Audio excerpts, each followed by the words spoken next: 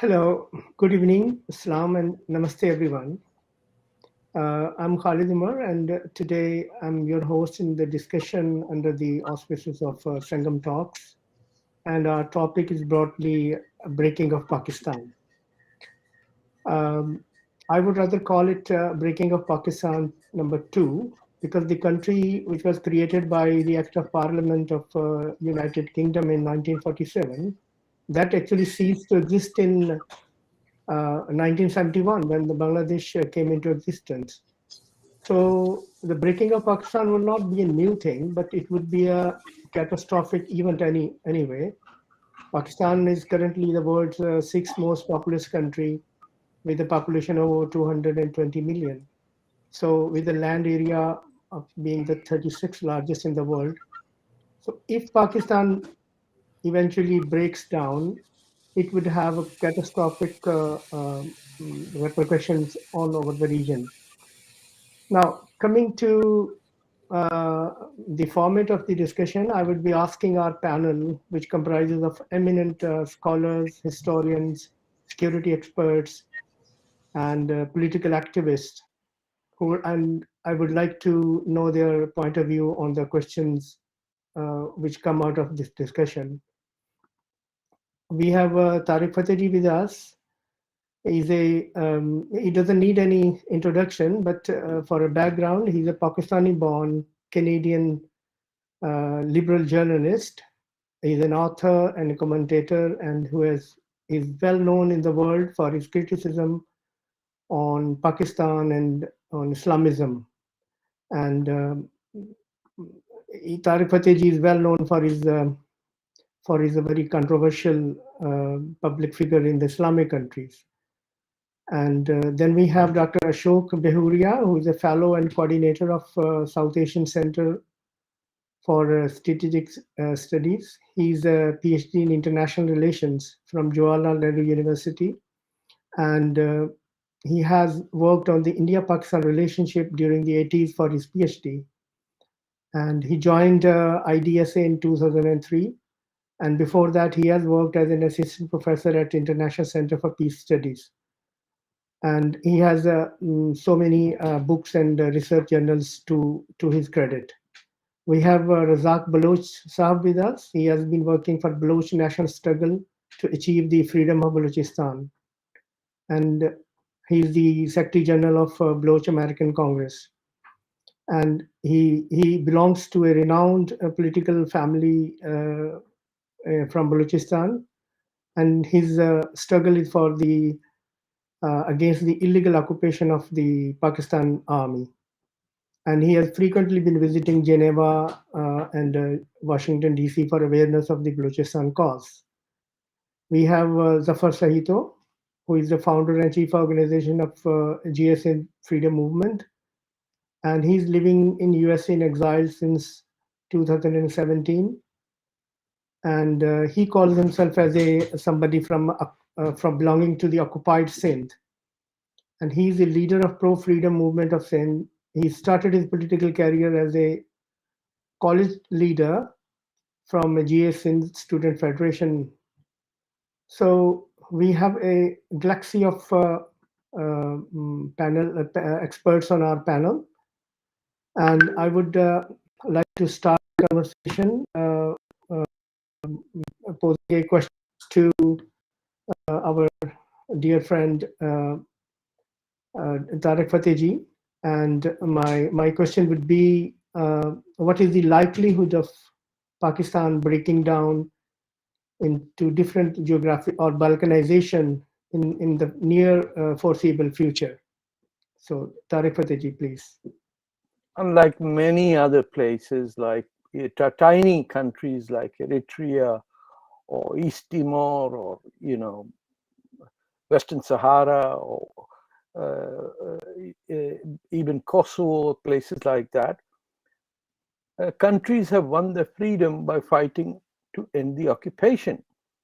The problem that faces Pakistan is that it never was a country and never could be a country, because what is today Pakistan never wanted to be Pakistan.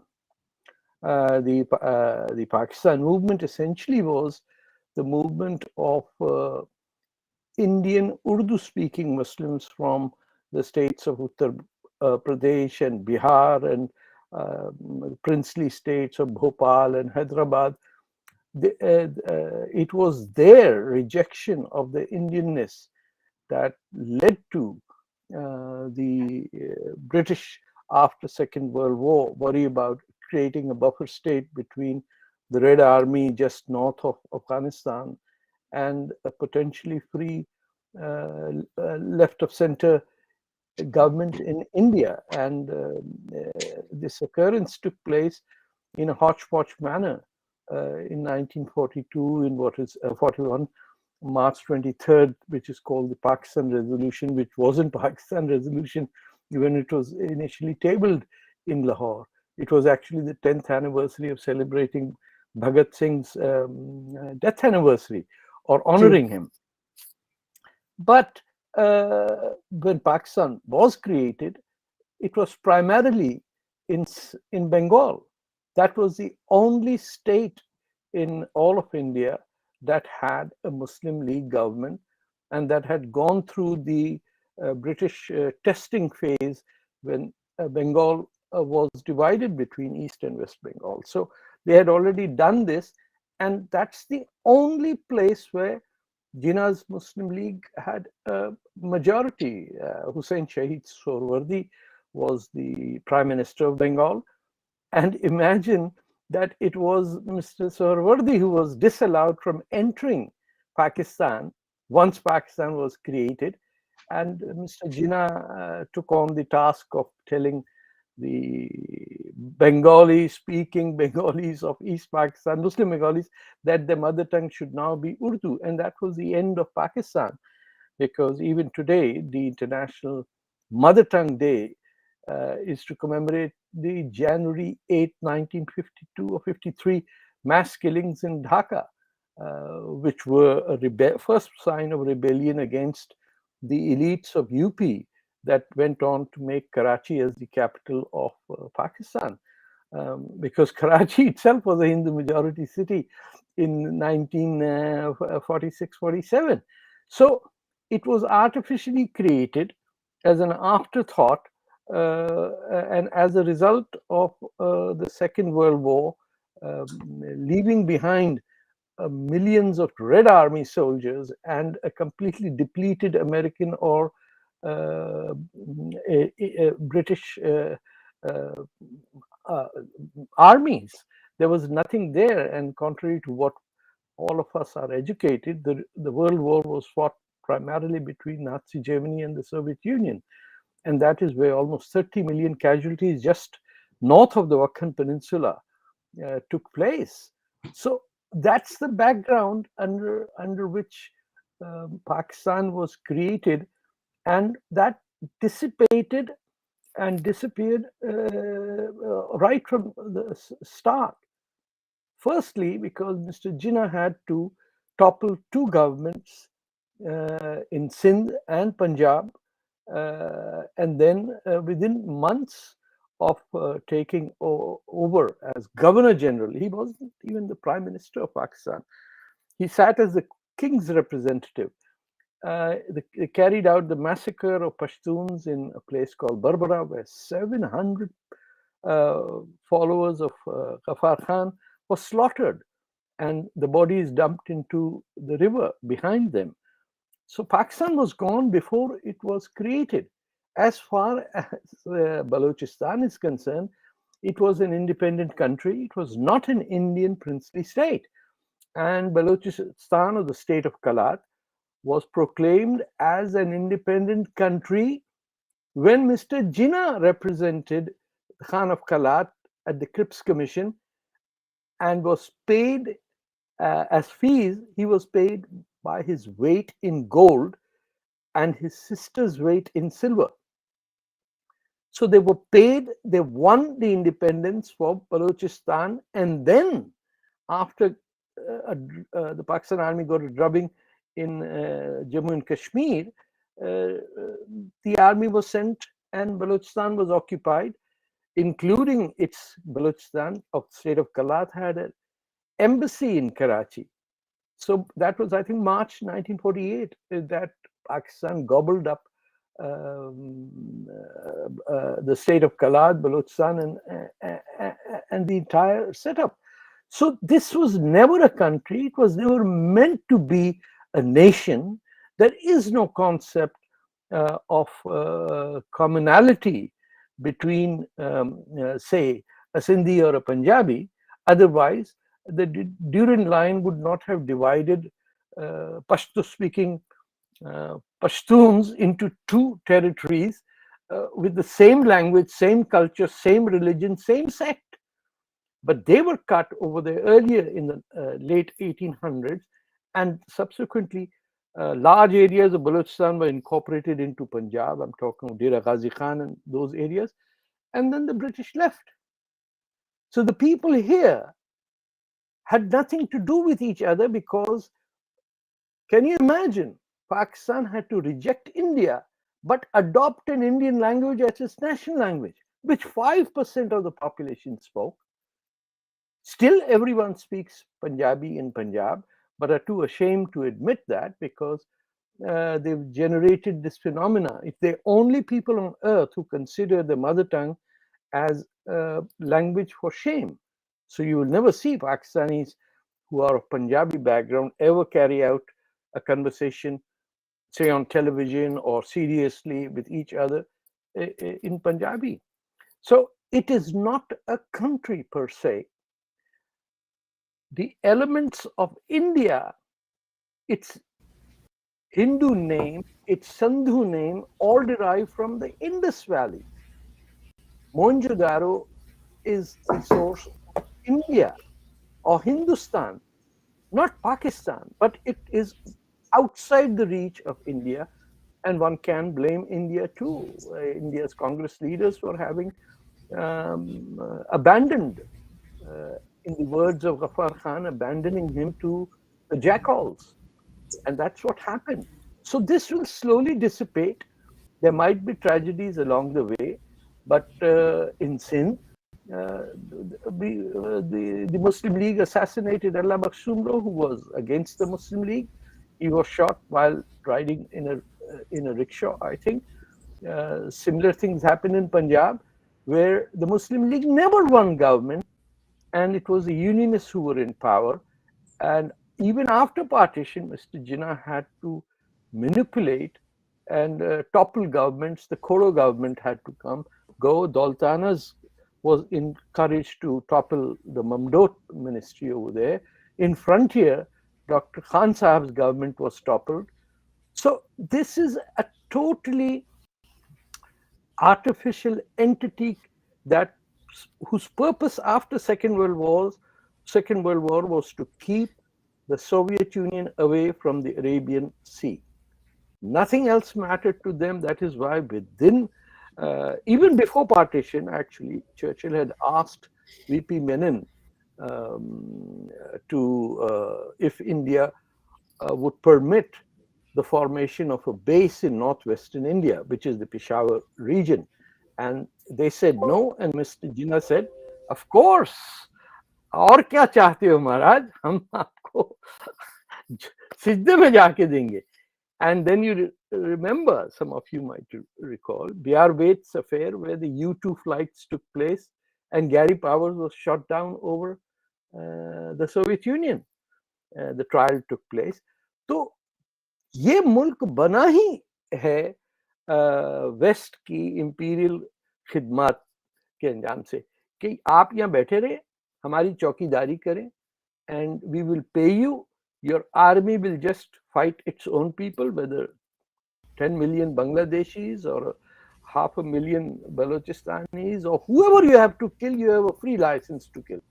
You become the champions of the banner of Islam, and we in the West, we need to sell arms, whether it is to topple Mossadegh or whether it is to make sure that the Gulf countries do not get democratically elected governments, or that India doesn't move more to the Soviet Union.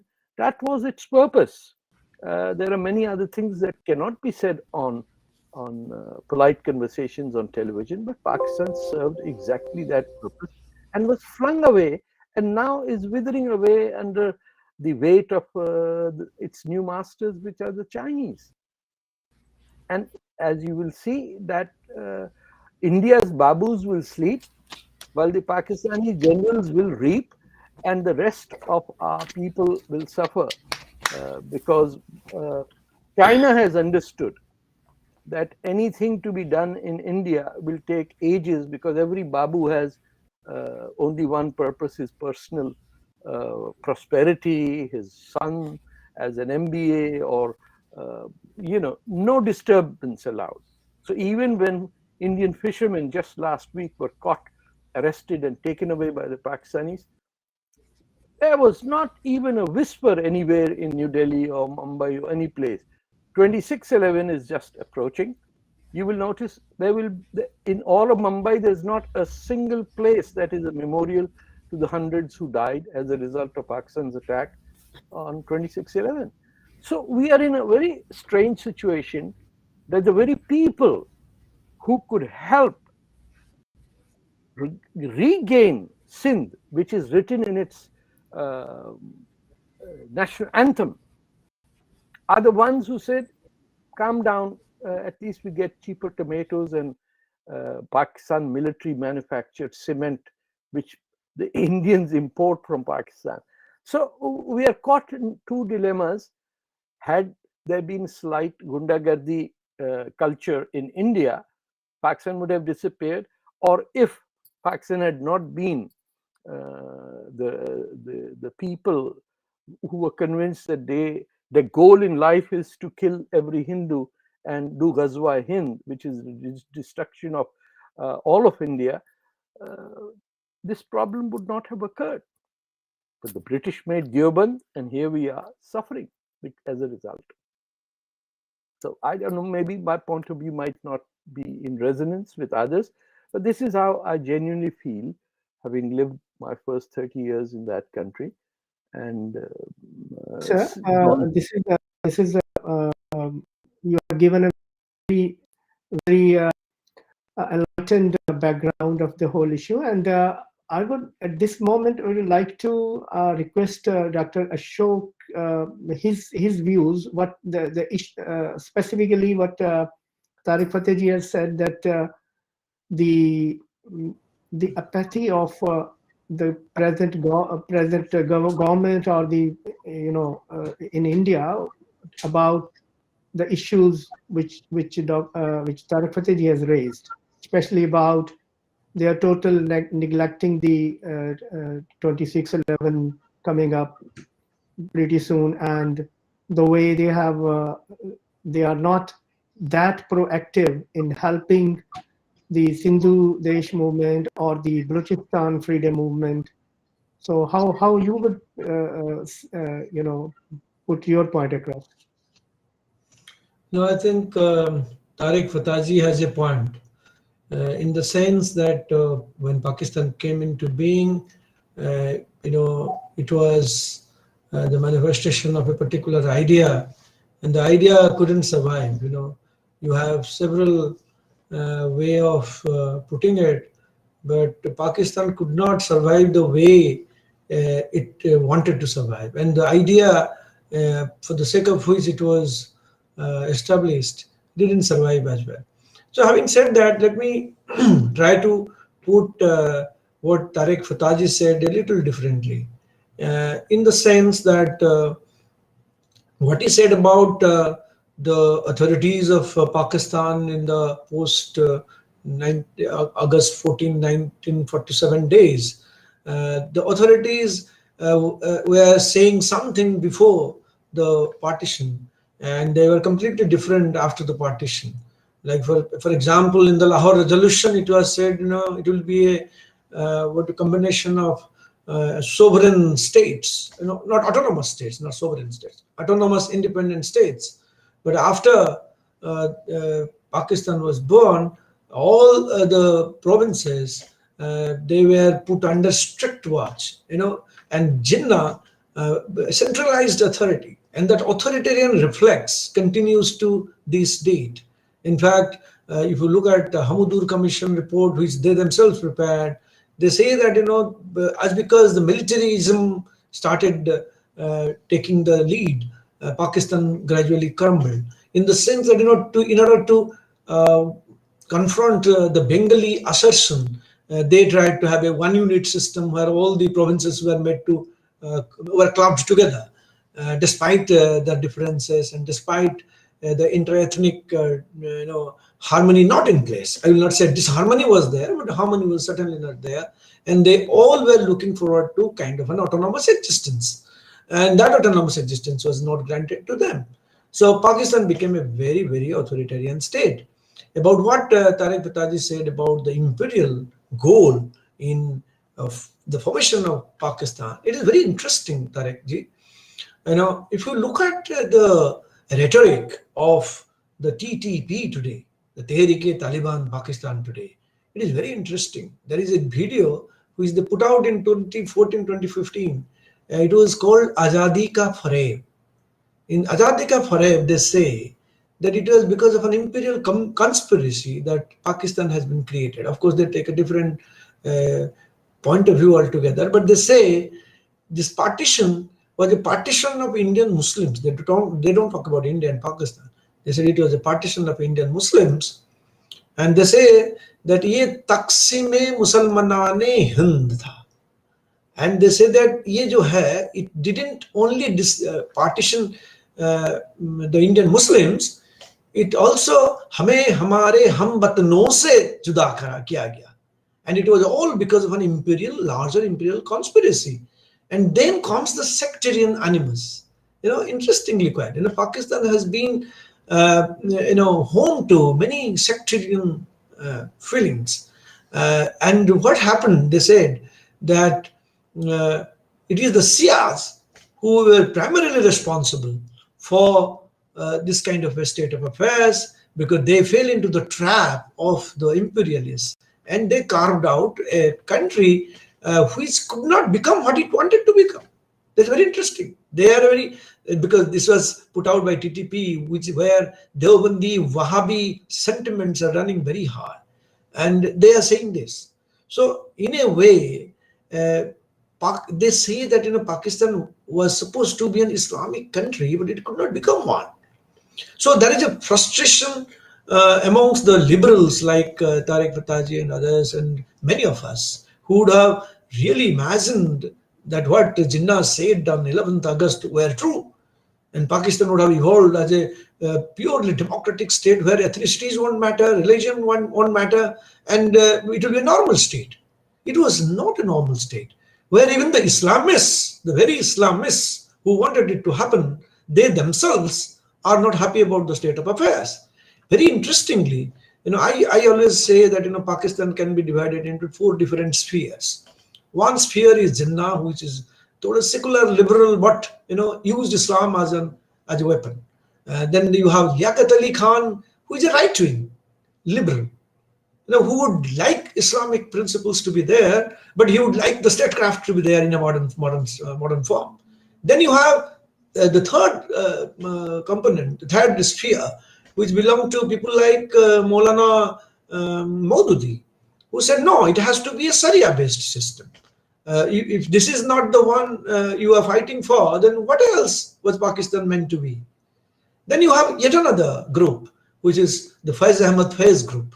That sphere, the left-wing, secular, they want humanitarian, humanist approach that state would have approached. These 4 different spheres, different zones that were there in Pakistan. I would say that none of these zones succeeded in converting Pakistan according to their vision, according to their aspirations. So Pakistan in that sense was a complete failure on all fronts. And now what has happened? Because of the mistakes that the leaders committed, what has happened? What has come by? It is like this. Even the Islam, which was used as a binding force, my hypothesis is Islam has become a disuniting force. Because today, if you talk about Islamic Pakistan, the Deobandis said it will be a Deobandi Islamic state. The Barelvis will say it is a Barelvi Islamic state. The Ahl Hadith will say that it is a Ahl Hadith state. So you have different versions of Islam in Pakistan, getting into a competitive radicalism mode. It is a competitive radicalism at play, and which is creating destruction all the time. And they have no respect for ethnicities. Ethnicities which have been there even before Islam came into operation. They were all, like Bacha Khan's son once said famously that, I have been, for hundreds of years, I have been an Afghan, I've been a Pathan, I have only been a Pakistani for the last 30, 40 years. Like that, in a way, the ethnic identities were made to suffer. And that is one of the reasons why the Bengalis walked out. And you have now the Sindhis. My one personal take is this: because of the rise of the Bhutto family, the Sindhis have been, I would say, a son of their political aspirations. When you join the loot, and you join an establishment which is looting you all, then you feel that I'm part of the system. So many Sindhis have been part of the system in one way or other, and so have been the Pashtuns. But if you look closely, the Pashtuns and the Sindhis, they are not happy. Even today, if you look at the PTM and look at the way the Pakistani state is responding to them, the way Pakistan state is responding to them is exactly like the way Jinnah responded to the call for Bengali language. It is an authoritarian streak which is out there in full play. And that is why PTM, and they have now, the unifier for Pakistan has been anti-India sentiment. They know that Islam is not working. What else would? It's India, anti-India sentiment. So they are now trying to use this Indian sentiment to the maximum. TTP, it's funded by India. PTM, it is funded by India. Sindhi resistance movement is funded by India. Baloch resistance movement funded by India. You wanted me to tell you, why India is not doing enough. I said, even if we are not doing anything, the Pakistan thing thinks we are doing everything. So this is also another contradiction which is out there, the irony which is there. You have to acknowledge. So the point I am making is, Pakistan is headed in a suicidal path. And whether India does anything or not, the kind of suicidal path that it has taken, it will fall under its own pressure. The same forces that Pakistan has created over the years has culminated in the formation of a group like TTP. And they are now trying to turn the attention of TTP towards Kashmir in India. That your fellow brethren Muslims are being killed in India, go and rescue them, go and help them, go and help the Kashmiris. So this is the strategy they are using now. My hunch is, it may work in the short term, but in the long term, it's not going to work. Because the idea that they have legitimized, and the idea that they have, hard pedaled and not soft pedaled, hard pedaled over the years, the idea of an Islamic state or Islamic community is going to overpower them. And with the success of Taliban in Afghanistan, I think this is going to be even more and more assertion on the part of these Islamist forces, and they will also fight among themselves. You will see today TLP is saying that Sharia, they're fighting as the cartoons which were published in France. They want the French ambassador out. They are Barelvis. And in India, everybody believes that Barelvis are very, very quiet people, not knowing that the Barelvis were the ones who fought for Pakistan. So it's interesting. So it's a radicalization at work inside Pakistan, which is going to be the undoing of Pakistan. So, and whether India is doing anything or not, I would rather say that we should sit it out and watch it happen. And if something is happening somewhere, maybe at a very rudimentary level, and if Pakistanis are worried about that, let them be worried about that. So this is my take. Thank you. Thank you very much. Tarek Fatah spoke about the historical background, and Dr. Ashok talked about the religious extremism, the way it is affecting the geographical entity of Pakistan. Now I'm inviting Mr. Razak Baloch's attention to the fact that Balochistan, with 42% of the Pakistan's land mass, is only 4% of its population, and it's under the occupation of the Pakistan Army since 1948. So how he sees the current struggle of the Balochs for an independence from the occupying Pakistan army. So, welcome with your remarks, Mr. Razak Baloch.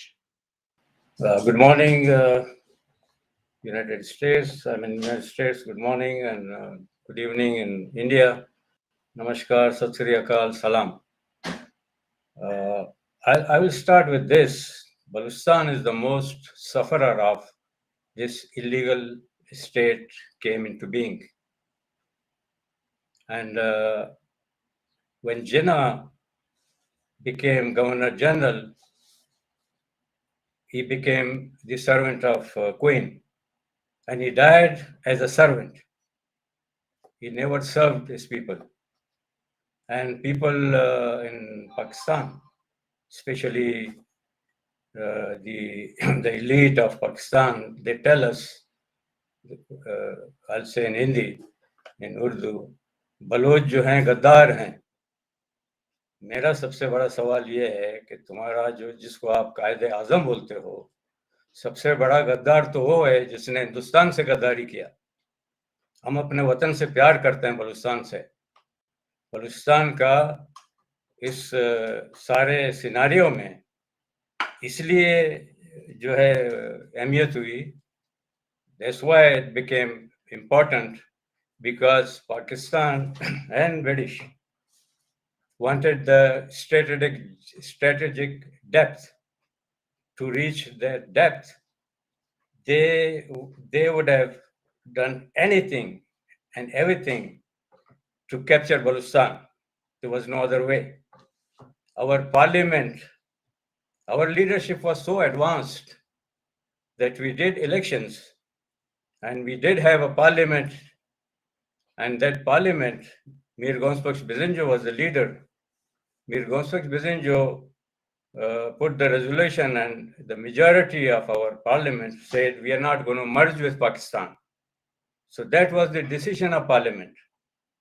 The Pakistan rejected that decision of our parliament and sent the army to capture Balochistan. Since that day, and let me put it this way, whoever put the resolution and passed the resolution in parliament, they were all arrested and tortured. This should have been our fate.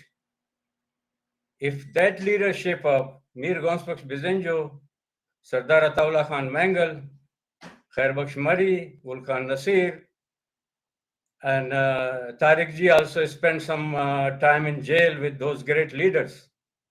Let me pay tribute to Sardar Ataullah Khan Mangal, which has passed away in September.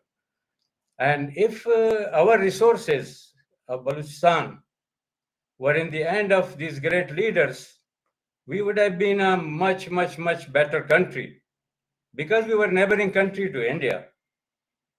We were neighboring country to India, but we have a role to play, and we struggle for the freedom of the whole region, Balochistan including India. But India took their part. I disagree with Mr. Ashok respectfully that we're going to sit it out. The more you're going to sit it out, the more we're going to suffer. You took your part. We also, gave our, let me put it in Hindi, yogdan. And you should see what is going on in your neighborhood.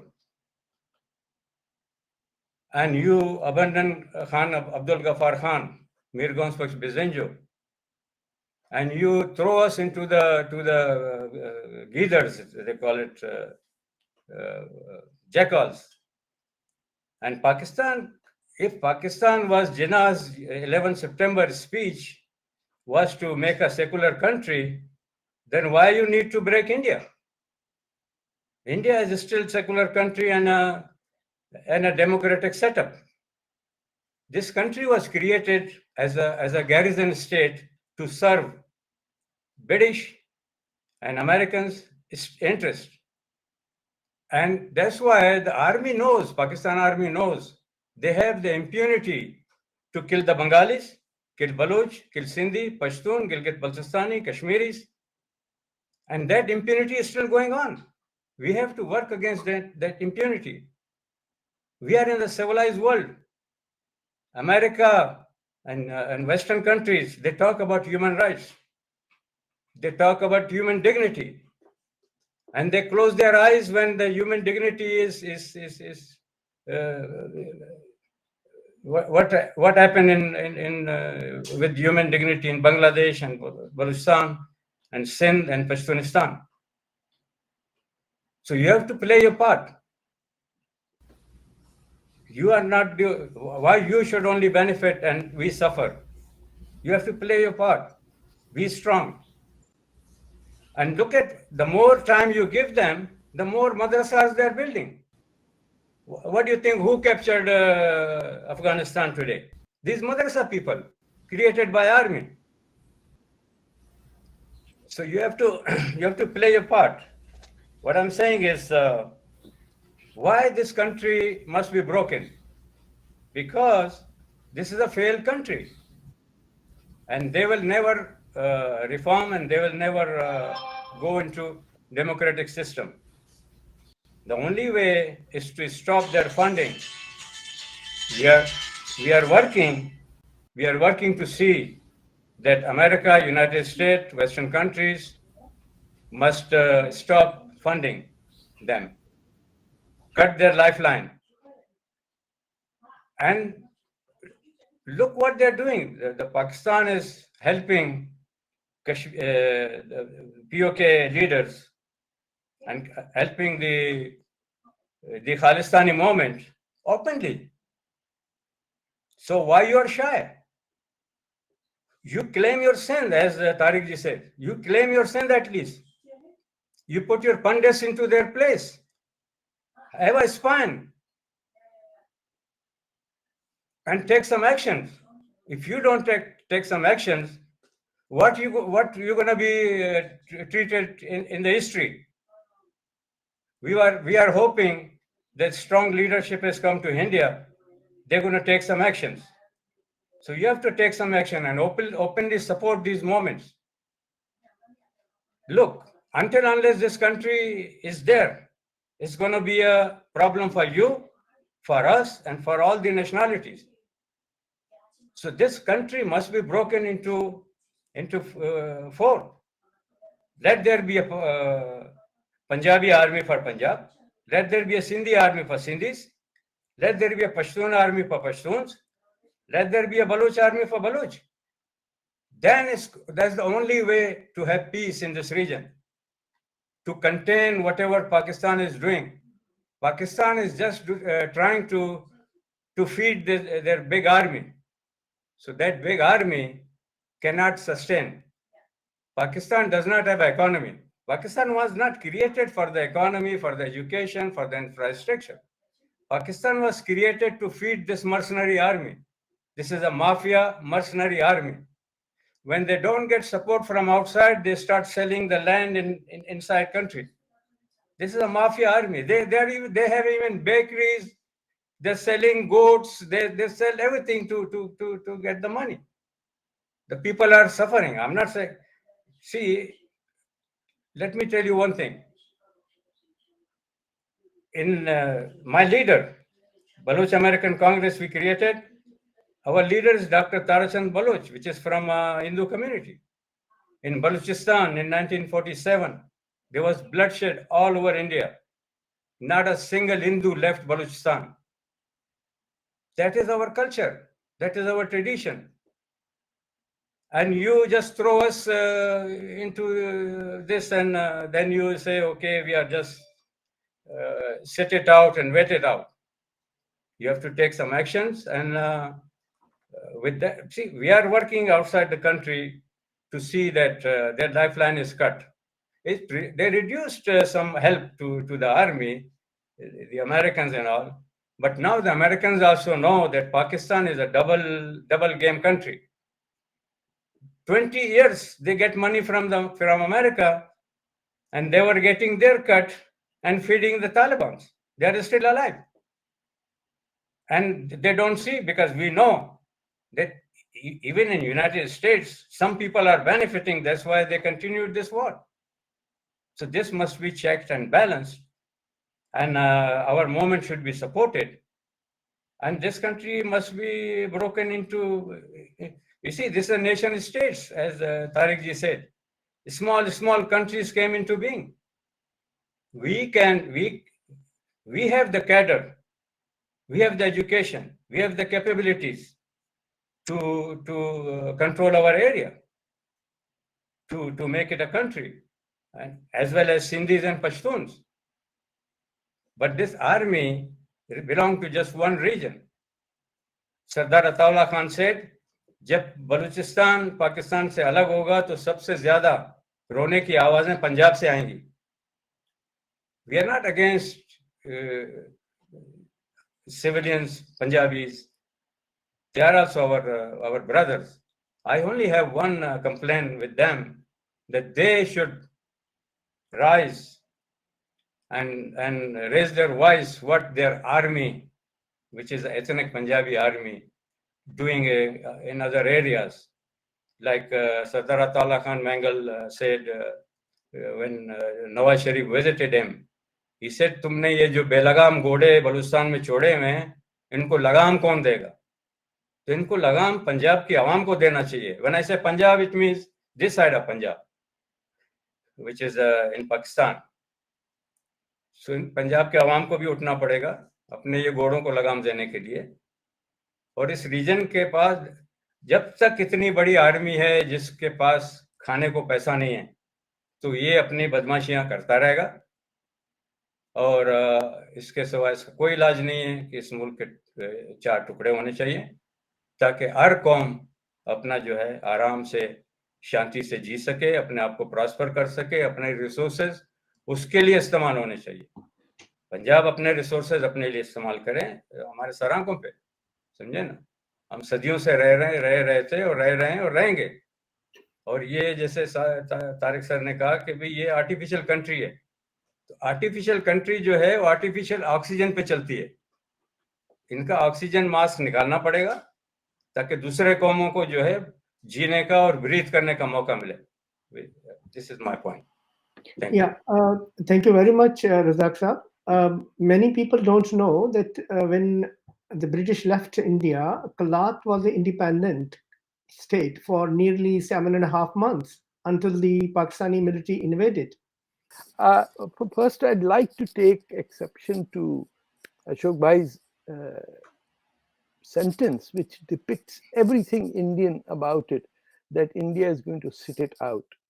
You sat out the entire Second World War, not knowing what direction to take when the forces of Hitler were fighting the Soviet Union. 30 million people died, and that same lack of direction is reflected in when you dismiss the case, we'll sit it out. You, sir, have sat it out for 1,000 years. You said, sit it out,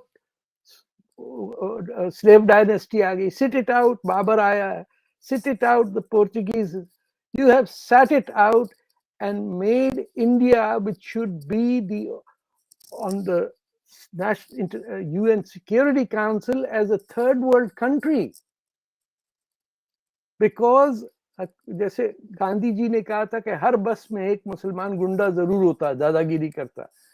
आप seat it out कर जाते हैं, वो आपको बॉम्बे में थप्पड़ मार के आपके लोगों को कत्ल करके वापस आ जाता है और कराची में रहता है, और आप कहते हैं जरा please give us some proof and papers here and there. खुदा के वास्ते sir, tell your colleagues, sit it out is a death sentence for India. China, why should China be on the Security Council and not India? You will never be with that attitude. China is taking half of Africa into its mold. It's trying to isolate India from all sides, from Maldives to Bangladesh to Sri Lanka and Pakistan. And the Indian intelligentsia says, let's sit it out.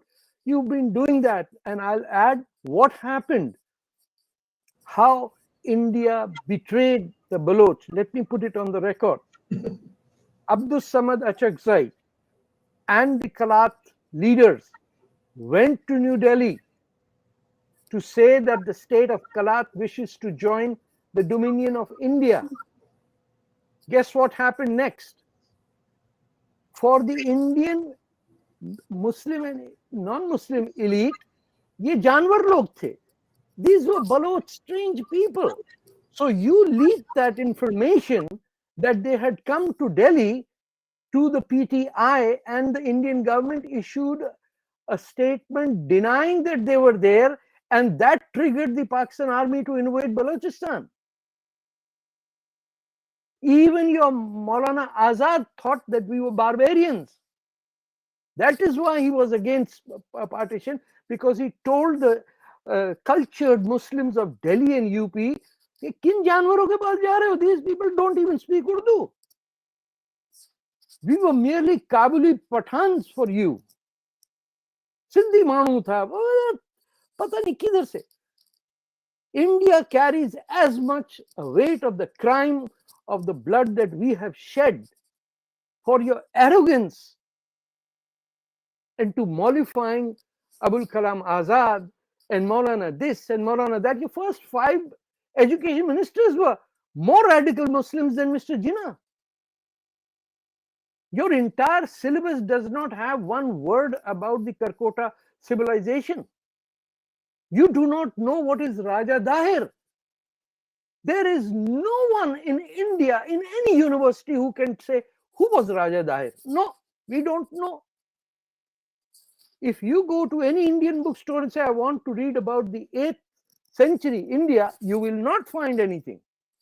Because Mr. Azad made sure that Indians never find out that Muhammad bin Qasim was the first Arab to invade India, that all the old Muslims in old Delhi have Urdu books on Muhammad bin Qasim, and not a single non-Muslim knows who Muhammad bin Qasim was.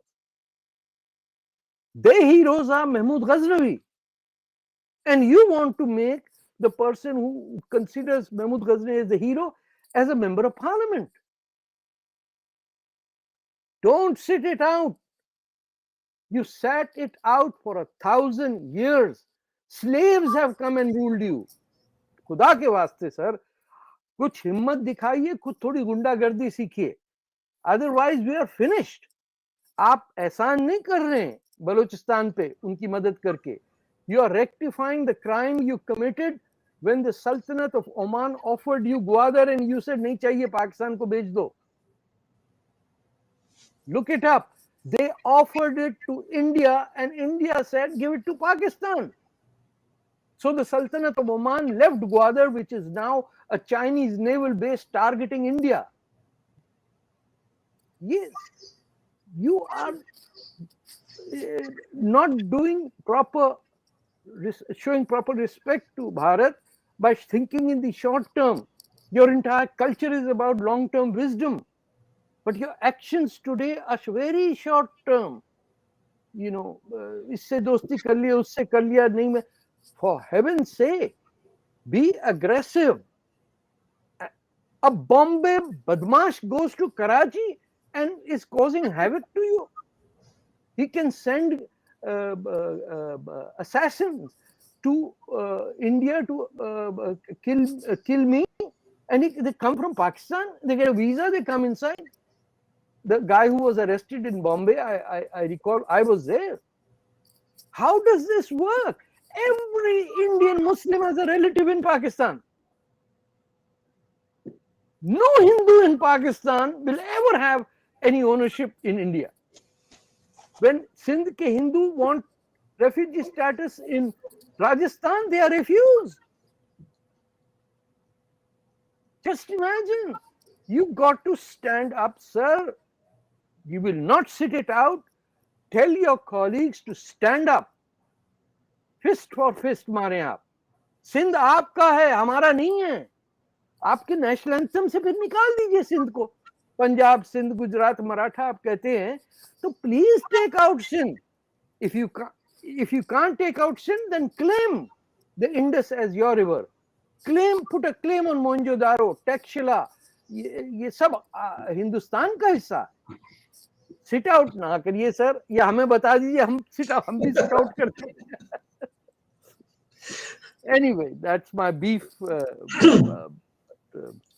Can I step in? Over to you, sir. Thank you, sir. Yeah, Dr. Ashok, would you like to say something about it? No, let me sit it out, till my Sindhi friend speaks. Okay. So, yeah. So Then I will stand up. Okay. So I go on to invite Mr. Zafar Sahito, who is the founder and chief organizer of GSN Freedom Movement. And he lives in USA in exile since 2017, if I'm not wrong. And he started his, as I said earlier, he started his political career as a student leader. And so I would like to take his opinion on the way Sindhu Desh movement, because we don't see it much in the media, how Sindhu Desh movement is working or is operational. So let's see what he has to say about the Sindhu Desh. Thank you, everyone. And Khalsa, I'm thankful to you. Tarek Fatah ji, namaskar. Ashok ji, namaskar. Razak sab, thank you for joining. I will start from 1940. 1940 resolution of Lahore, which unnatural Pakistan gave the name Resolution of Pakistan. Two-nation theory. In the whole world, there is no nation on the name of religion. And the religion, which is Badmash religion. Kabza karo, तोड़ो, Jerusalem से लेके काबतुल्लाह से लेके हर जगह पे. Sindh में same thing happened. When Arabs invaded, they vandalized. एक religion के नाम पे, on the name of a religion, you are creating a nation which is nothing. What is definition of nation? Means you should be having your borders, you should be having your history, you should be having your culture, you should be having your identity. We cannot find Pakistan before 1947 any place.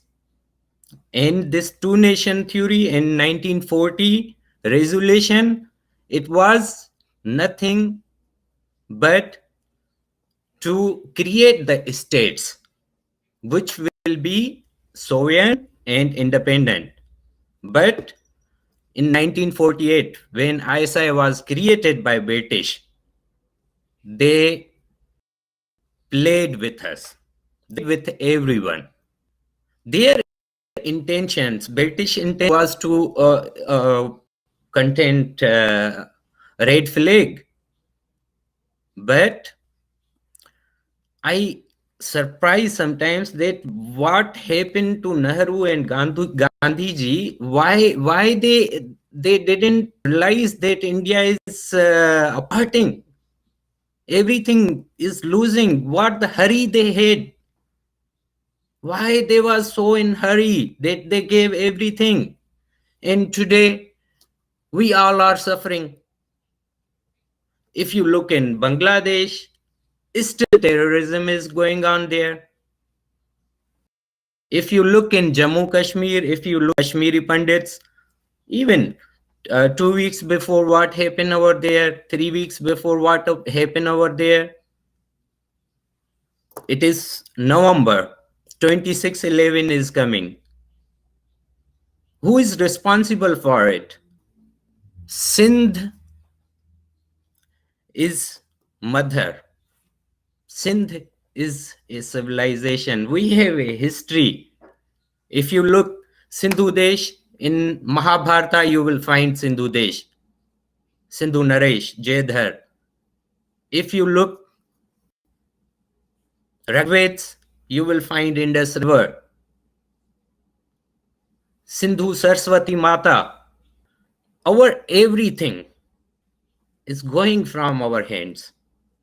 And we are just waiting that again a 26/11 will happen, again 9/11 will happen, again any terrorist act will, because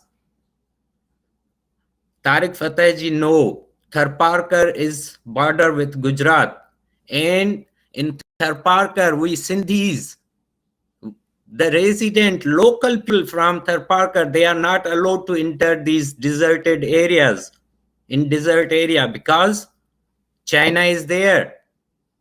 If I am a Sindhi, local Sindhi, I have to get permission from ISI, from Islamabad. Until I will not get clear from them, I cannot enter into Tharparkar. CPEC, if we look, they are saying that now they are moving from from Gawadar to Sindh, and Pakistani Prime Minister, that puppet Imran Khan, he has given that our whole coastal, and this coastal area of Sindh is bordering with Gujarat. Already 55% port. I have the report of Port Kasam. I have the report of KT Bandar. I have report of that 50,000 madrasas. If 12%, 10% can enter Bombay and make that mess, in which PM Imran Khan accepted that these were Pakistanis. 50,000 madrasa, what do you think? These are on the border in Tharparkar, Hafiz Saeed, Jamaat Islami, they are there. If we take 50 only, 50 Talibans in each madrasa, how many this Lashkar will be? What India is thinking that they are not, Pakistan is not getting prepared for this Ghazwa Hind? No, they are doing this. They are working on it. Tariq जी ने बहुत अच्छा कहा कि don't be passive. Wait नहीं करें. Neither India nor the world. France में क्या हो रहा है अभी? I remember when I visited London in 2009, in 2010, 13, I visited Germany, I was in Europe. It was good atmosphere over there. But when this Arab war happened and the lot of refugees came to Europe, now Europe is Pakistan. You are not safe anymore over there. The people who crossed from Turkey to Europe, you know, these was mostly, I can say that 50-60% these was Pakistanis, because they already planned that they have to move our people to Europe. So what I am trying to say that it is not only matter of Sindh. We are already dying. Our history is dying. It is not that if you kill someone, shed the blood, it is genocide. You know, the worst genocide is when your identity will vanish. Hind ki identity Sindh se hai. The identity of India is from Sindh.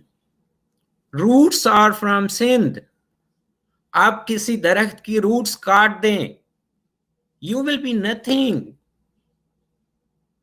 So why they are killing these Hindus, and continuously they are trying to make them go from Sindh? Why? That is the reason. They want to change everything, and they are working on it. Don't take it light. Once the roots will be cutted, once the roots will be hollow, nothing will remain the same. And we don't have to wait for it. If really we think that any Nawaz Sharif government or Pakistan People's Party or any other group will come and Pakistan can be a democratic good country, hell no, because their bases are on ideology, which is to kill, conquer, loot, and vandalize. How many times India was attacked in the time of time period of Nawaz Sharif? How many times India were attacked in Bhutto time? 1971, who was there? Criminal, that Bhutto was there. Later on, Benazir was there. Our more Sindhis were killed in the time of Benazir Bhutto, in the time of government of Pakistan People's Party. Sometimes people are talking about these things that okay, if the फौज जाएगी और democratic system आ जाएगा तो सब सही हो जाएगा, पाकिस्तान अच्छा पड़ोसी बन जाएगा. Hell no, because they are created on the ideology which is to kill and dump. ISI के लिए पाकिस्तान बना था 1948 में, or they are going to run the show, nobody other.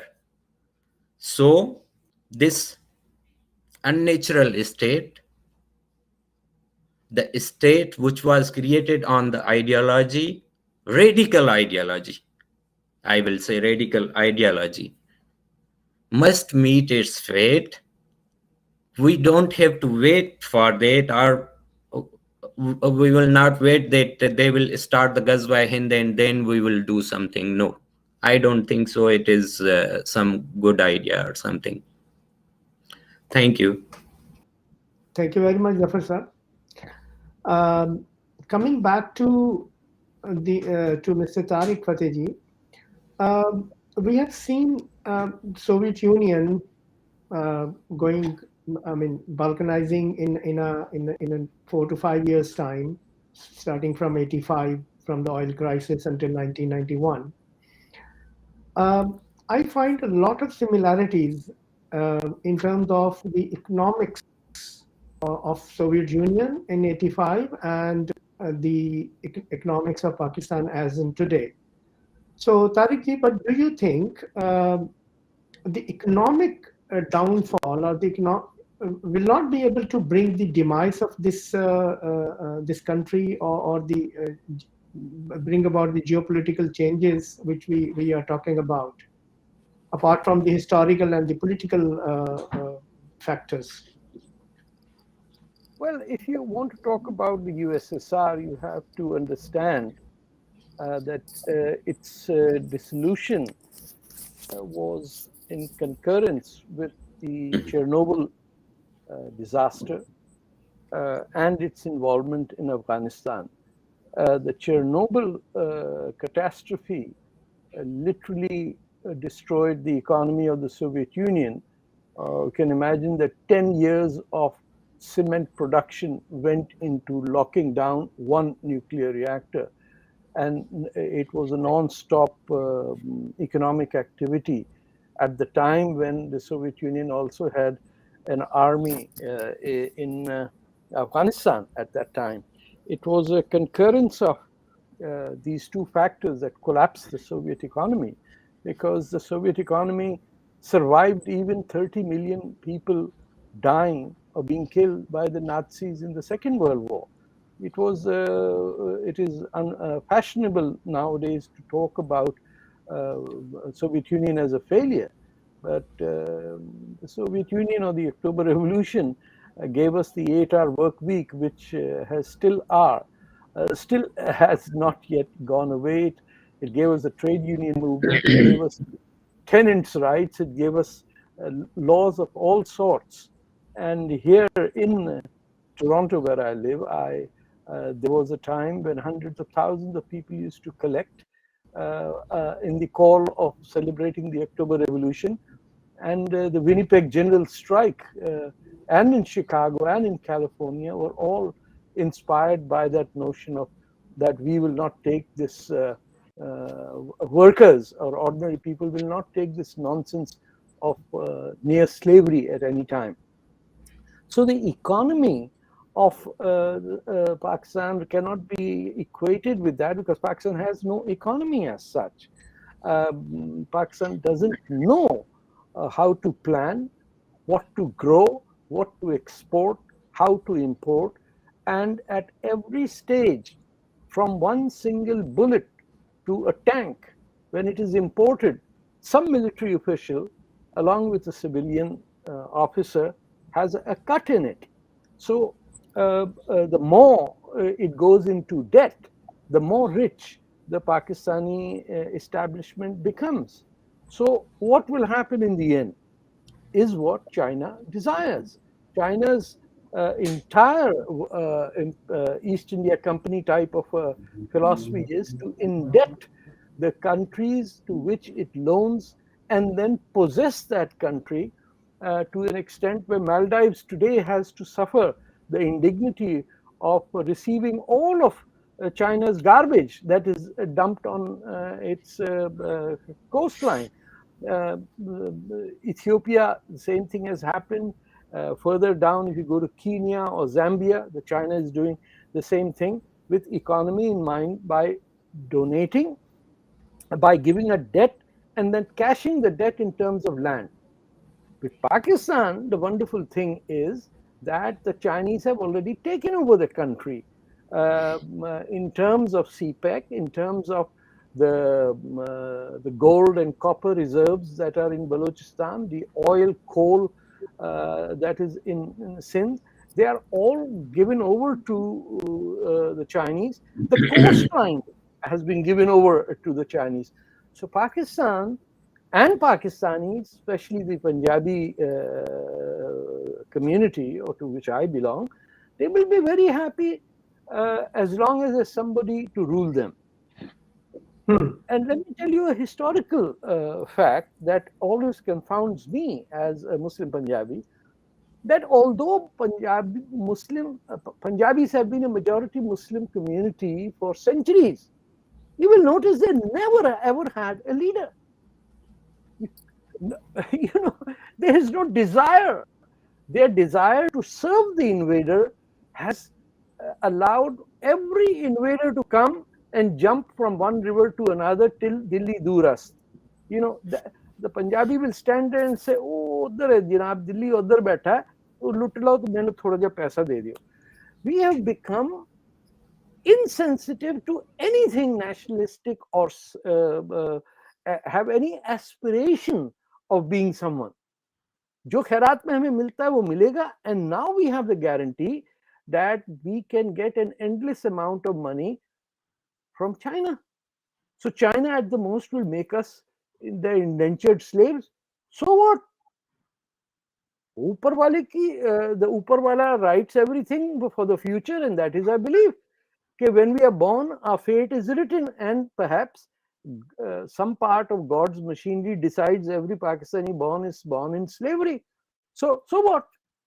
We are allowing Pakistani Christian women to be taken away to China in the brothels. The indignity suffered by Pakistani men who go to China on sex tours is that the prostitutes over there refuse to engage with Pakistanis. But the Pakistanis are very happy. So Pakistan's economy is the least of the problems of Pakistanis, Punjabis, basically. They know that they will get the bhatta one way or the other. They got it from Temur, they got it from Altamash, they got it from Babar, they got it from everyone who crosses rivers. You cross 5 rivers, there was always someone sitting there. Paji ko paise te de diyo. Oh, he would take the money. Oh, Delhi Duras. Oh, Delhi Duras. Till Delhi, the first fight would take place with the Pashtuns, and then Punjab, straight line, and then somebody would fight them in Delhi. इधर कहीं लड़ाई हुई नहीं है. They have just, even in 1965, अच्छा लाहौर आ गए यार, हट जाओ. The Indians got fooled. They thought कि कोई master trap है पाकिस्तान का, कि Indian army will be trapped. There was no Pakistan army. They'd run away. They had left Lahore, a divisional headquarters, and they were on trains to Quetta because इतनी तनख्वाह में तो नहीं कोई लड़ता है. I'm serious. 71 war, I was in Sialkot at that time. You know, you cannot imagine the condition of the Pakistani troops that did not have proper jackets to wear. They were given kambal. You know, वो woolen ऊंट के बाल की जो होती है. They were holding on, honest to God, like primitive soldiers. Shakargarh front, where the Indians had advanced into Pakistan, the bunkers were freezing. It was, I think, February when I went there, and poor guys had run out of ammunition. The officers that were 20, 25-year-old urban pappus, they had also withdrawn, and these sipahis were sitting there with nothing, food, no food. I'm an eye and ear witness to that. There were trenches with soldiers who had not got food to eat. तो ये टूटेगा नहीं तो क्या होगा? But economy is the last problem for Pakistan's upper middle class. You can come, and this, if you think Pakistan is that aman ki asha tamasha, that these women who come and go and say, oh, Pakistan mein to humse koi paise hi nahi leta, you know, taxi bhi free hoti, biryani bhi free hoti. It is the biggest lie. That same mother will tell her children कि जब तक हिंदू सारे मर नहीं जाते इस्लाम नहीं आएगा.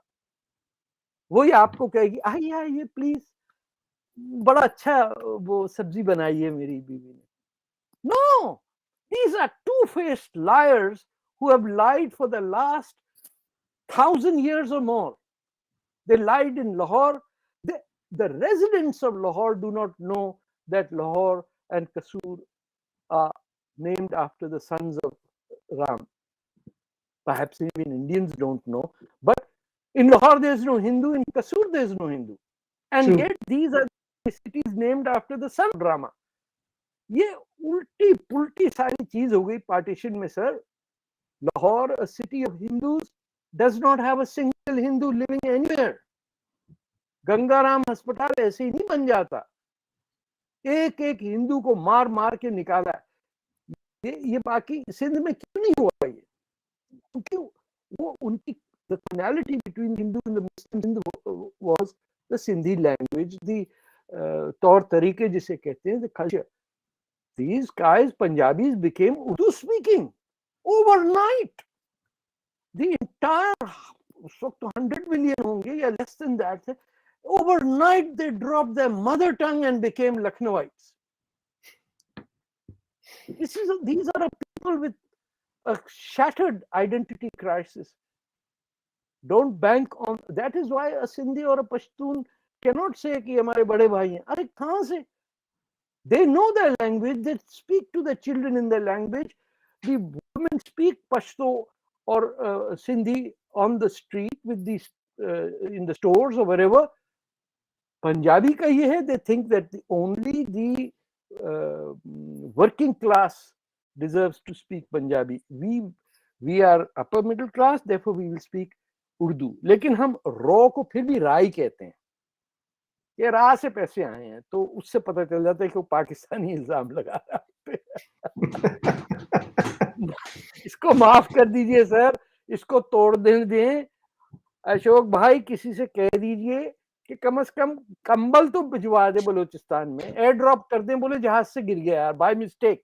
ऐसे करिए, उप्स गलती हो गई. कंबल, गेहूं को, गन्ना को, रास्ता कुछ तो, अरे कुछ नहीं तो दिल्ली में बलोचिस्तान हाउस बना दें, सिंध हाउस तो बना दें, राजा दाहिर का एक स्टैचू तो खड़ा कर दें सर. स्कूल के सिलेबस में तो राजा दाहिर को एंटर करें.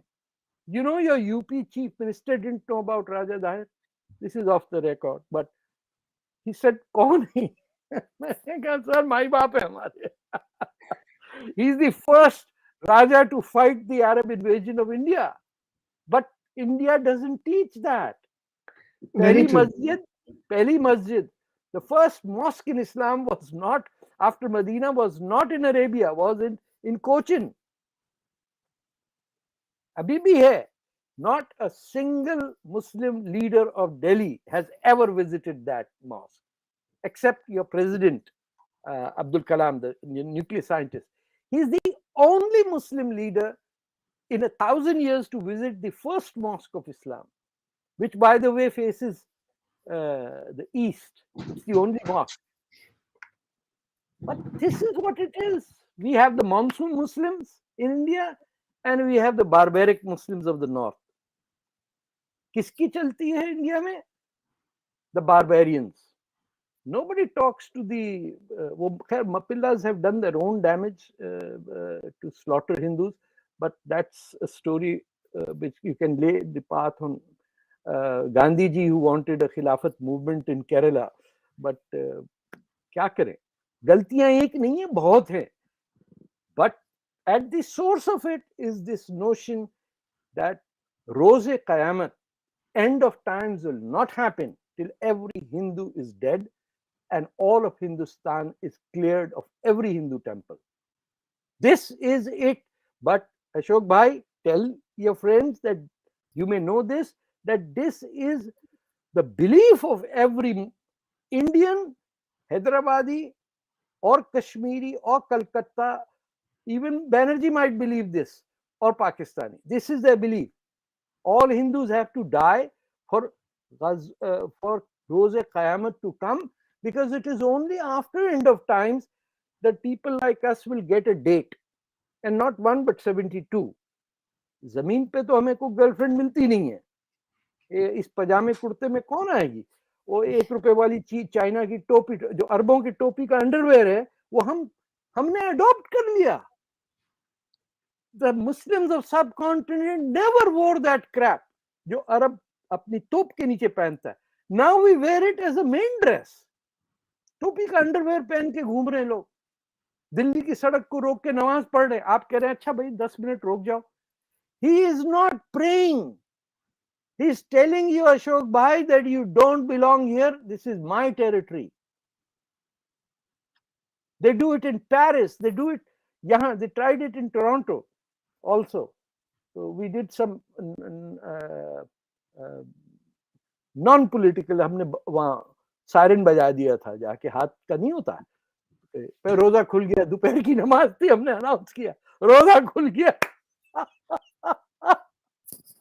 But the primitive nature that you will go to Paris, block the main street and say, you can't touch us, we are Muslims. Khalid Saab, aap Delhi, have you been there when they blocked the street? The mosque is right there. And they block the street. And everyone just stands there patiently. As soon as the traffic moves, people are honking each other. But if a Muslim is praying, all of India goes into sajda. अरे भाई, इसको पागल को हाथ नहीं लगाओ, एक दंगा हो जाएगा. The threat of danga controls all of India. Karachi में नहीं करते, बीच सड़क के अंदर दरख्त के नीचे पत्थर लगा के फलाने सूफी साहब का मजार है ये. The whole road gets taken over. After 5 years, there's a mosque there. Very true.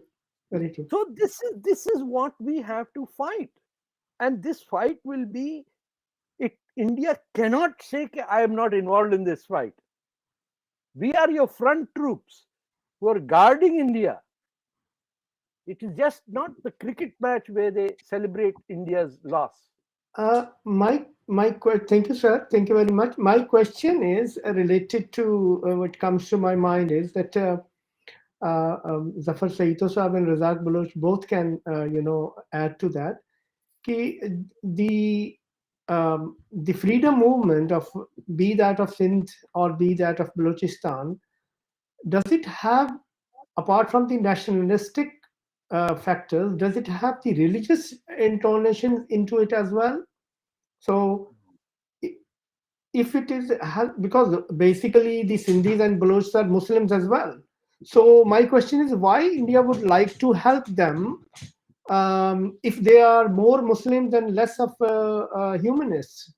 So what's the answer, Zafar Sahib? Can you please explain that?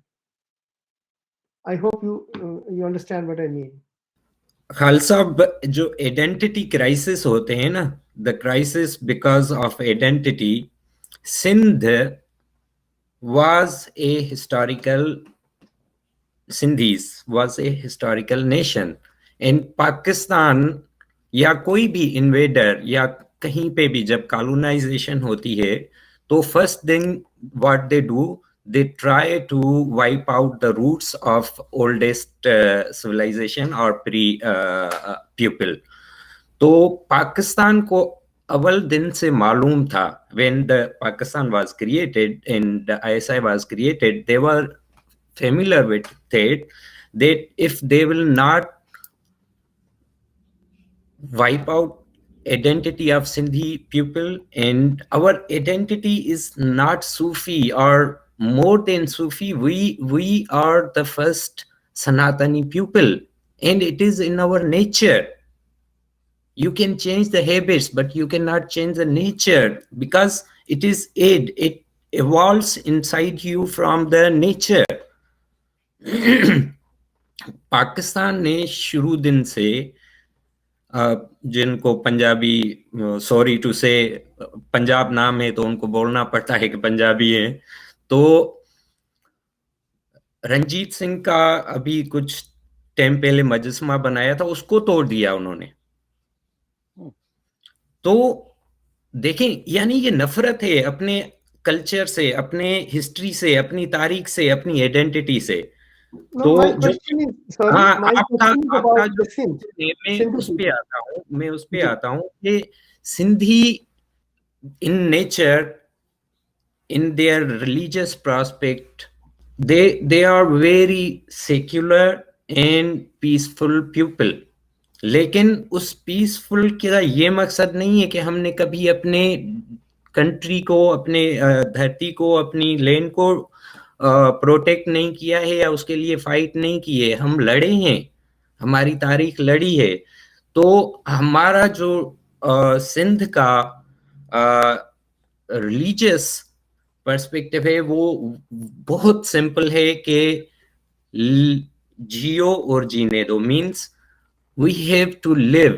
But देखें, अभी सिंध के बहुत सारे लोग और हमारे जितने भी सिंधी नेशनलिस्ट हैं उनकी इंक्लाइंड है सनातनी धर्म के तरफ, लेकिन क्योंकि अब पाकिस्तान, पंजाब आईएसआई पावर में है, they are not providing that space to grow that element.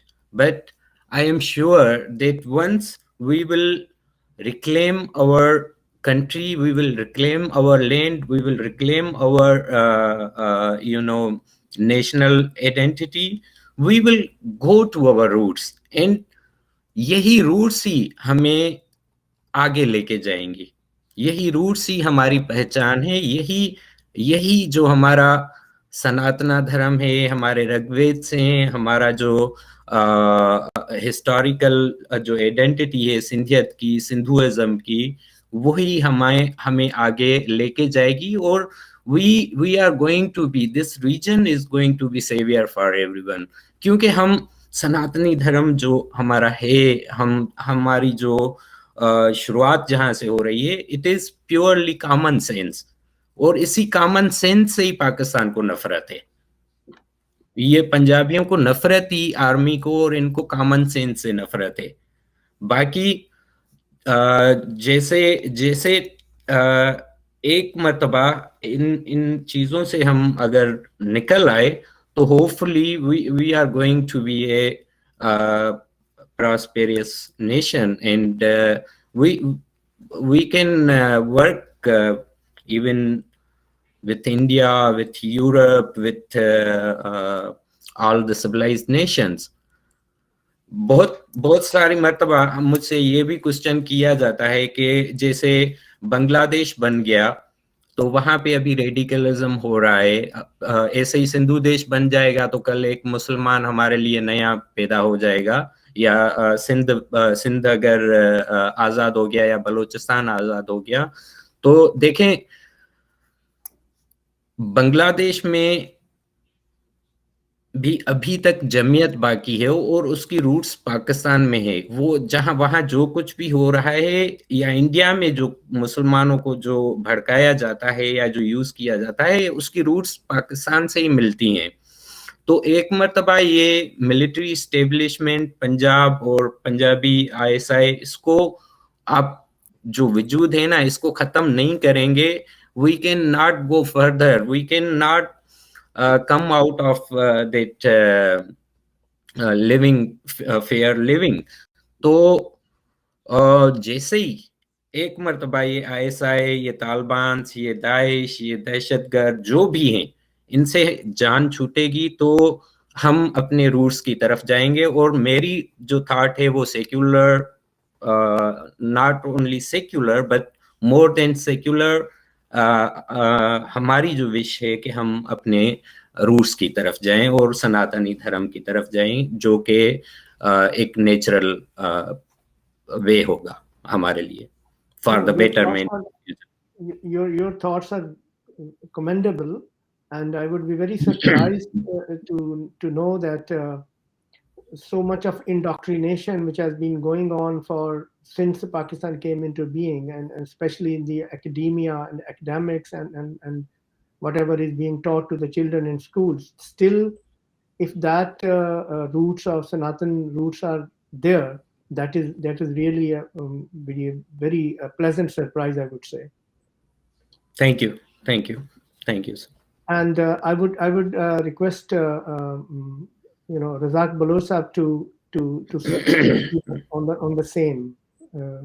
So, what about the roots of the nationalism or Baloch nationalism and versus their Islamic, say, indoctrination?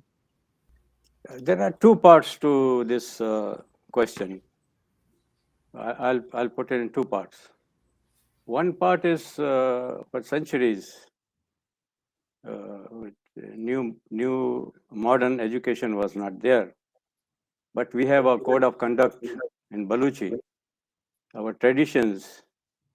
In Balochistan, whoever came and took shelter, the Hindus, the Christians, and Hindus are original people in Balochistan, but other people also take shelter.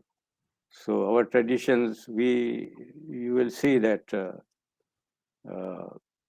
nobody was hurt. First, let me put it this way: Baloch मजहब के नाम पर किसी से भी नफरत नहीं करता है. This is the tradition we teach. We have been taught and we teach.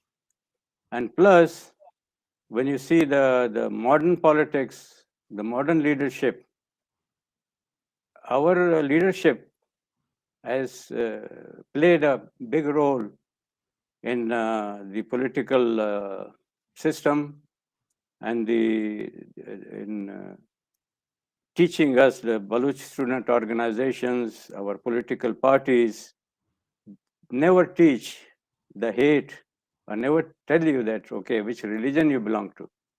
That is why our leader, Dr. Tarek Baloch, was a minister in Sardar Ataullah Khan, Sardar Akhtar Khan Mangal's government. And as I said, in 1947, not a single Hindu left Balochistan. And we are protecting all the mandirs.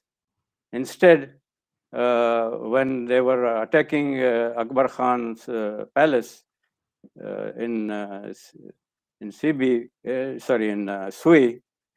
they attacked the Gurdwara and the mandirs, and we protect them. And even after that, see, the more time you are giving them, they are also putting madrasas in Balochistan also. The more time the world is going to give them, the more radical madrasas, radical people you produce. What is their productivity for the society when you come out from the madrasa? Pakistan is using them as a tool to blackmail the world. And this must be stopped. And you have the power, and you have the ability, and then you want to set it out, that's not the option. So you must play your role to contain them. As Tarek sir says, at least throw some blankets over there. You're not playing your part. If you play your part, we were neighbor of India for centuries. We did not have any problems, because this problem is created by Pakistan, and Pakistan is playing two parts. One is the charity from outside, and one is these madrasas and to blackmail the world. Okay, if you don't do this, they're going to come out and destroy the world. So better you play your part to destroy them and stop them, and so that everybody, unless this country is broken, and you're not going to live in peace, and we are not going to live peace. So decision is yours. So let's see when you play your part. Thank you with that. Thank you very much, Razak sir. Actually, you have spoken about the madrasas. The sad part is that even leaving aside Pakistan, the Indian government has not been able to ban madrasas. We have been talking about it for a long time, and the role the madrasas play in indoctrination and creating a mass level, I would say, dissatisfaction from the civilian rule. I would like to ask Dr. Ashok about it, that why the Indian government is not able to secularize the education system and stop this religious education in the name of madrasas in India. So I request you to. No, abhi tak I was sitting it out. Now I will stand up. So point I'm making is, Thank you. I think Tariq Saab jo bole na, it's not entirely true. In fact, I have received education in the same schools and colleges in which perhaps the purported chief minister did, but I have been taught Dahir. It's not that we were not taught. In fact, I remember in the very first history book that I read during my class 4 or 5, we were taught about Dahir. So it's not true that it was not there.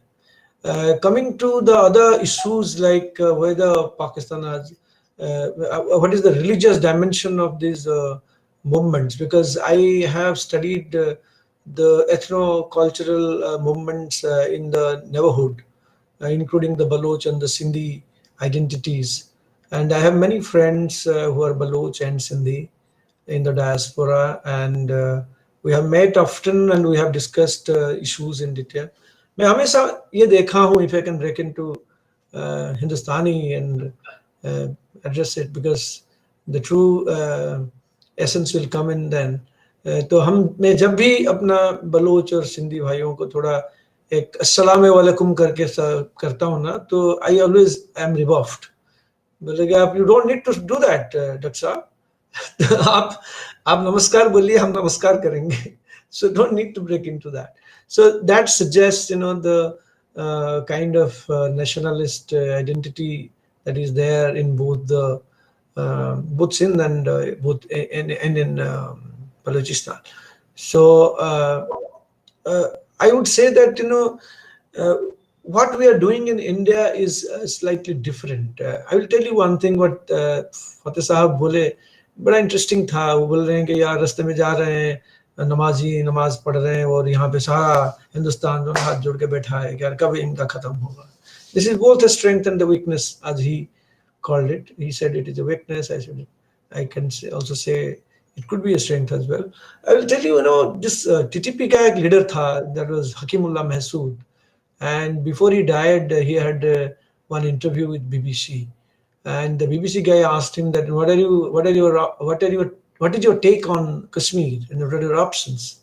on Kashmir. He said, when I was a young boy of about 17, 18, I was drafted into the jihad by ISI. So I landed up in Kashmir. And I went around and I saw that when मुसलमान लोग जाके नमाज अदा करते हैं जुम्मे के दिन, तो बाहर हिंदुस्तान की फौज खड़ी होती है और उनको तहफ़्फ़ुज़ देखना चाहती है, तो और उनको प्रोटेक्शन देती है। लेकिन इन पाकिस्तान में देखो, हर एक आप जुम्मे के दिन आप नमाज पढ़ने जाओ, अगर आप जिंदा लौट गए तो आप बहुत भाग्यशाली हैं, आप बहुत व्हाट यू से फॉर्चुनेट है। तो मैंने तैयार किया कि पहले मैं पाकिस्तान जाऊंगा, पाकिस्तान को इस्लामिक मुल्क बनाऊंगा, फिर कश्मीर देखूंगा। ये बड़ा इंटरेस्टिंग स्टोरी है। I am just trying to put in my anecdotes so that we get a rounded picture of everything. So it's true that India has been a little more tolerant than perhaps Tarek Bhai would want it to be, but it has its own strength. By sitting it out, I didn't say that we want to sit it out. I say that if the contradictions ऐसा है ना पाकिस्तान के अंदर, तो अगर India sit out भी कर जाता है, ये क्रम्बल कर जाएगा। इस तरह का एक मेरा सोच है। बाकी रहा कि कुछ इंडिया कर रहा है या नहीं कर रहा है, देखिए, India is a country of 130 crore people. I am just one of them. वो जो अनबियरेबल लाइटनेस ऑफ बीइंग मिलन कुंदरा का पढ़े ना, तो ये बड़ा लाइट है। मेरा जो सजेशन है, मेरा जो पर्सनल ओपिनियन है, बड़ा लाइट है। I go across and meet many people around me in the strategic community of Delhi, of which I have been a part for the last 35 years that I have been in Delhi. I can only say that oddly about 50%, 45 to 50% of the people say that India must teach a lesson to Pakistan. So वहाँ भी एक I would say that एक सोच है कि पाकिस्तान को सबक सिखाना है, और कुछ उनमें से बोलते हैं कि एक अखंड भारत करना है। But I don't think that's the way the government thinks. There is a lot of personal view about how to tackle Pakistan, perhaps a little more aggressively than I would imagine, but it is there. But because India में एक सोच है कि एक वेस्टफैलियन model of state में वो जो है, तो इस तरह की सिचुएशन नहीं आया है विज़ावी पाकिस्तान कि हम सिंध में या बलूचिस्तान में उस तरह की इंटरफेरेंस कर सके जो इंटरवीन हम किए थे बांग्लादेश में। मैं बस प्योरली आपको एक नजरिया देता हूँ। I'm not saying that that's the only way it is, but in case of Bangladesh, you see the history was of a different kind, and the situation was different, and foremost जो cause वहाँ पे था कि there was a total Bengali solidarity. अब देखिए 169 में से 162 seats Awami league ने ले लिया था, and which is purportedly the freest and the fairest election that Pakistan had ever had. So in that sense, the kind of ethnic solidarity that was there in Bangladesh, and in response to which Pakistan unleashed its genocide, is perhaps not there in both the case of Sindh and also Balochistan. ये मेरा एक सोच है। और दूसरी बात ये है कि we are living in a different situation altogether. Tariq भाई ने बहुत अच्छा बोला कि इकोनॉमिक ये बेसिस पे पाकिस्तान क्रम्बल नहीं करने जा रहा है। It's a client state, it's a rentier state, और ये नहीं टूटेगा। और आप चाइना के बारे में बोले, मैं आपको बोलूंगा कि जो अनुदान पाकिस्तान को दिया जाता है, द ऑफिशियल डेवलपमेंट असिस्टेंस जो पाकिस्तान को दिया जाता है, I would say the majority of it comes from the West, not from China. China is a minor player there. Pakistan को डूबने नहीं दिया जाएगा by the West, not only China. So ये मेरा सोच है। So economically वो नहीं होगा। ये जो पाकिस्तानी एक artificial, एक false identity जो impose कर रहा है on others, उसका जो reaction होगा, उसमें पाकिस्तान को चोट पहुंच सकती है। That is what my take is. और I am here as, and I think I count myself as Indian as all of you are, because the sentiment that I see today is that whether it is from Sindh or from Balochistan or from elsewhere, you have a very, I would say, exaggerated notion of India and view of India. Unfortunately, the cultural, the cultural civilizational, geocultural expanse of the India that you have in mind is perhaps not the India that today's state of India is trying to manage or acquire. They may be moved by that kind of an idea, but I don't think they want to acquire that kind of a civilizational, geo-civilizational space. So उसमें क्या होता है ना, आपकी expectation में और हमारी delivery में बहुत गैप आ जाता है, और ये गैप आता रहेगा. But I will convey as a strategic researcher, as a researcher of strategic affairs, I do convey your sentiments to the people that be, and I'll keep on conveying it. I am in no position to direct the Indian state to do one thing or other. It's my personal take. You may say that I come from the distant end of India, Odisha, where people are being more pacifist than you find in the northern India. So, and maybe that is the reason why I say what I say. But I would say that to expect a lot from India will be a mistake for nationalists like both Mr. Baloch and Mr. Sahito. Don't expect too much out of India. I think it is better that you fight your struggle in a manner that there will be ethnic consolidation of a time that the world will be forced to listen to you. That is what my take is. And thanks for having me in such an enlightening discussion. And Tarek Bhai has always been very, very interesting, and I keep following him. And we have met in Delhi. We have discussed all these issues that we are discussing today, if you remember, Tarek Bhai. and you know my views. Lot of it, I cannot bring to the public domain. So that is what my views are. But I personally believe that Indian state is not going to behave the way you want it to behave. That's my take. That's my reading of the situation in New Delhi. Thank you very much. Thank you very much, sir. And I would again invite Tarek ji for a concluding remarks on this discussion which we had.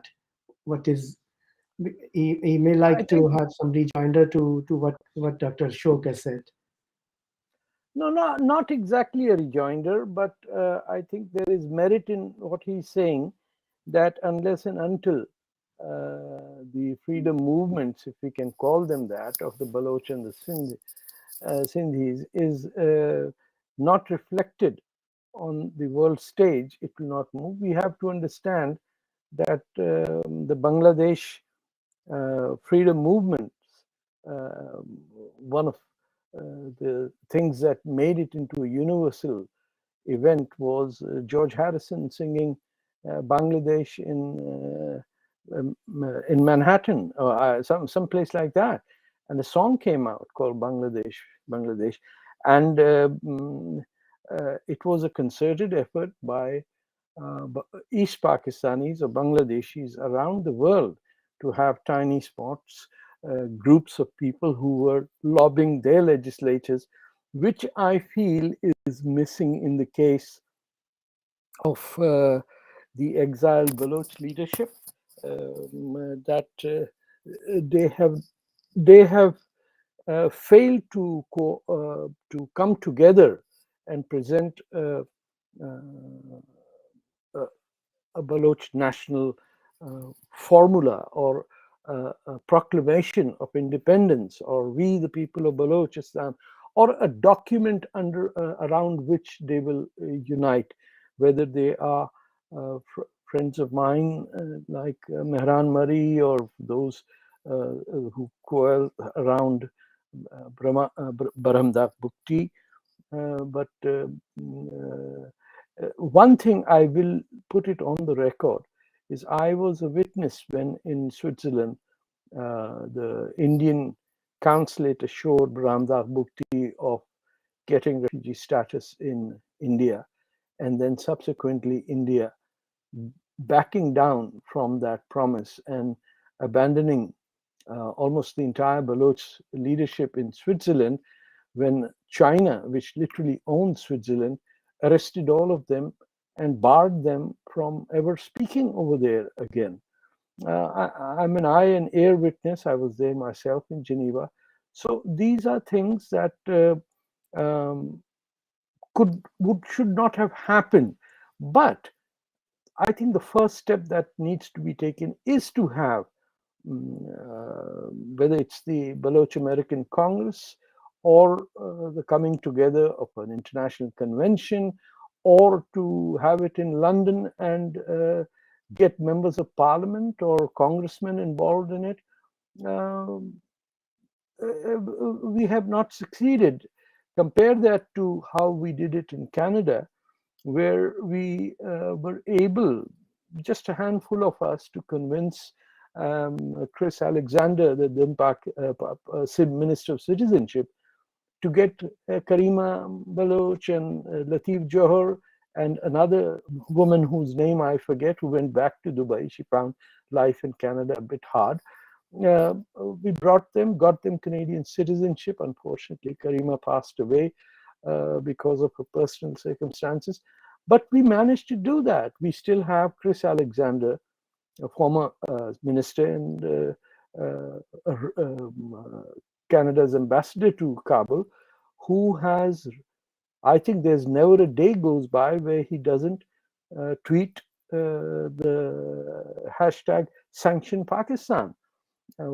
I rarely ever see any of my Baloch or Sindhi friends retweeting him. I'm just giving this as a tiny example. There were members of Congress who were in the so-called Sindhi caucus organized by my friend Legari, Munabur Legari, but it didn't expand to that level. Bhule Shah has a very famous line about ego, where he says it shouldn't exist. And I think that is one aspect of our middle class ego, that when we start to organize, we become the center of attention, and we lose sight of why we started to do this. So from, say, 10 years ago, when nobody in India perhaps knew about Balochistan, to today, where it is practically anyone in politics knows that this is a basic issue. We've made a great leap forward. In the United States, we have to do the same, but it can only have effect if members of parliament in Britain take up this issue from the Labour Party side, or we have one member from the Conservatives who's always there at every pro-Indian event, but no one has centered around the dissolution of Pakistan and what happens to its nukes. It's the only country that has made tactical nuclear weapons as part of his defense mechanism, which means bombing it's willing to bomb its own troops to dissuade the enemy from invading it. So we'll be dealing with a very specialized suicidal sort of mentality that is now armed with tactical nukes. It's very difficult to think about it, and few do. So Israel may be permanently obsessed with Iran getting nukes, whereas just next door to it is a country that already has nukes. But since I think there's a race element to it as well, Europeans or Israelis do not consider anything east of the Himalayas to be people who can do any other work other than run Uber taxis or run corner stores. So we don't really count if India and Pakistan have nukes. They stop where the Persians stop, and they want to stop them. Whereas Pakistan already has nukes, and no one in Israel ever even talks about it. So these are our problems. We can take advantage of this and correct our ways or improve our ways, but it cannot happen till you have a coalition of like-minded people who do not have themselves at the center of the argument, but Balochistan and Sindh as ideological centerpieces on which to discuss. whether it's a festival of Nani ka Mandir jo hai, uska aap kare, kuch karna hai, I am sure people can come together and do quite a lot. But it has to be done before we can ask anyone else to help us. We also have to understand that part of Balochistan is occupied by Iran. And one last thing I want to emphasize, in the last invasion of Afghanistan by Pakistan-backed Taliban, the leading force was from the Afghan areas, Baloch groups within Afghanistan, from the tiny belt, Nimrud and that part, that took up the arms and became the forefront. I'd never heard of Baloch jihadis, but in southern Afghanistan, they did evolve into that area. So there are too many factors to resolve, and a television discussion may be simply the surface. But what we do understand is, without collective decision making and strategic thinking, nobody is going to come to help us. I can assure you that much. We will have to be in the news. You know, when Donald Trump talked of the art of the deal, I think we need to make sure that we know what is the art of the tweet, the art of social media to make our case, which means anything we say has to be grammatically perfect. We cannot make mistakes anywhere in how we project our case to the ordinary person, or to combat those hundreds of thousands of Pakistanis who live all across, wherever you find immigration doors open, who are more nasty and more pro-Pakistan and Islamist than people living back home. True. So multiple problems, but I think first step needs to be to organize. Thank you very much, sir. So it was a wonderful discussion, and we are ending up on a positive note that it is collective thinking and strategic planning and joining hands and minds together. And there is no easy solution to the problems of this area. And with passage of time, with more struggle, with more efforts, time will come when this region will, we hope, will see more of peace and prosperity, and we will grow together. All parts of the subcontinent will grow together. And with this, I thank everyone, Tarek Fatah ji, Zafar Sahito Saab, Razak Baloch Saab, and Dr. Ashok, for all of them, for their candid remarks and their great brainstorming. And it was a great brainstorming session. Thank you, everyone.